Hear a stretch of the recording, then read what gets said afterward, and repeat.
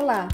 Neste vídeo vamos aprender a como utilizar o filtro para localizar e consultar dados de processo e, posteriormente, gerar relatórios.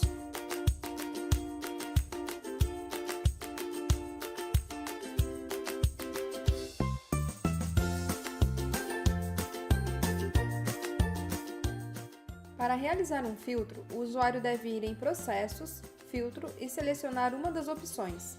O procedimento para realizar um filtro é exatamente o mesmo nas três opções, diferindo apenas os parâmetros que serão disponibilizados. Quanto à tela, essa também é exatamente igual. A elaboração do filtro é dividida em três etapas. Selecionar um parâmetro para consultar, como área e ação. Definir o critério de pesquisa, como contém e igual. E informar ao sistema por qual informação o usuário deseja que o sistema pesquise, como área civil e ação de cobrança.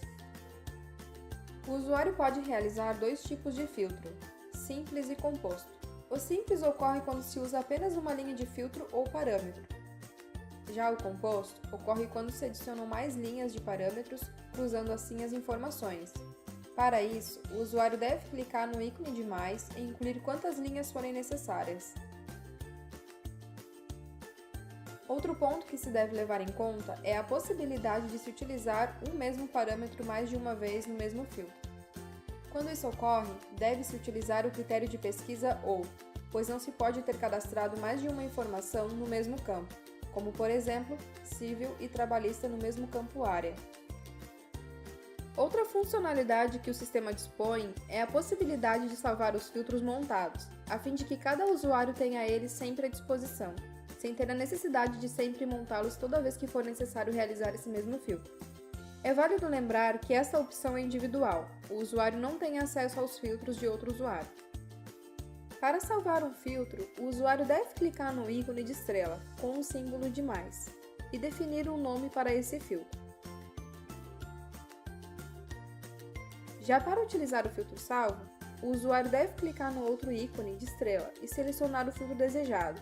Após isso, o sistema irá montar o filtro salvo na tela. Quanto ao campo máximo de registros, este tem a função de limitar a quantidade de registros que serão exibidos na tela de filtro. Por padrão, sempre vem selecionada a opção 50. No entanto, o usuário deve clicar no campo e selecionar a opção Tudo. O botão Exportar tem como função gerar um relatório rápido de todos os registros que estiverem sendo exibidos depois da realização do filtro. Neste caso, as informações que serão impressas são as das colunas que aparecerem na tela. O botão Retirar tem como função remover um registro após a realização do filtro. Este pode ser utilizado em situações que o usuário desejará que um determinado registro não seja impresso no relatório, mesmo que esse esteja dentro dos parâmetros definidos.